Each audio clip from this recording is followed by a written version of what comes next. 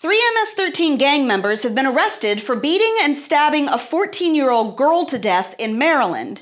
Now, it turns out at least two of them were in the country illegally after having been allowed into the United States as minors.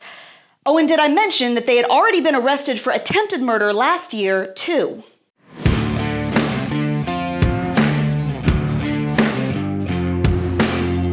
Here's a nutshell version of the main story. Three teenage MS-13 gang members were charged with murder after allegedly beating a 14-year-old girl to death with a baseball bat and hacking her up with a machete in a D.C. area suburb last week. According to the police, 14-year-old Cynthia Hernandez Nucamendi, 16-year-old Josue Fuentes Ponce, and 17-year-old Joel Escobar were arrested and charged as adults with first-degree murder after police say they slaughtered 14-year-old Ariana Funes Diaz because they were afraid that the girl would rat them out for kidnapping and robbing a man back in April.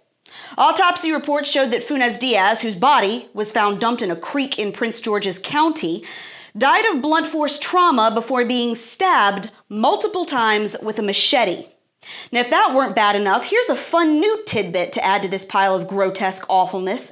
At least two of the three alleged murderers had come to the United States as refugee children and had been arrested at least once before for violent crimes, but were released without local authorities notifying ICE.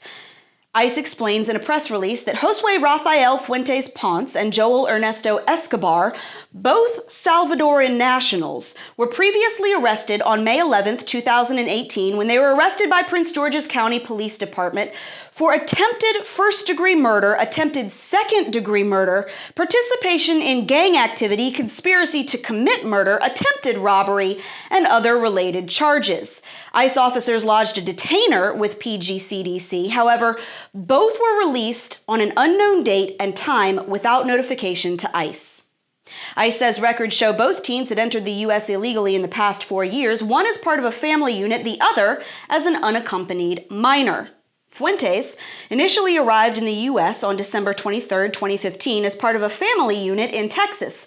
They were ultimately paroled into the U.S. pending the outcome of their immigration case, but on March 16, 2017, after Fuentes failed to show up to his hearing, an immigration judge ordered him removed, but he stayed.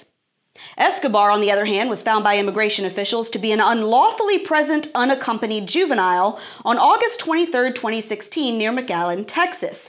He was transferred to the custody of the Office of Refugee Resettlement and later released to a family member in the Washington, D.C. area. And now, a 14-year-old girl is dead.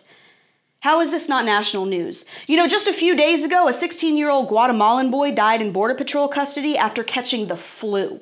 And despite the fact that he received medical care and there's nothing our people could have done about it, left-wing politicians and the media used his story to again slam the Trump administration for mistreating migrants at the border. With 5 kids that have died, 5,000 separated from their families, I feel like, and the evidence is really clear, that this is intentional.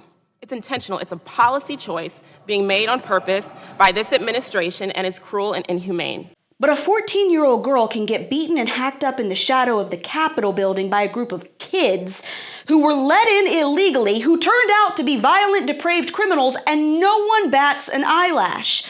But you know, rest well, America, because this stuff only happens, well, every single day. And that's your reality check. Make sure you subscribe to our YouTube page, like us on Facebook and Twitter, and stay sane out there.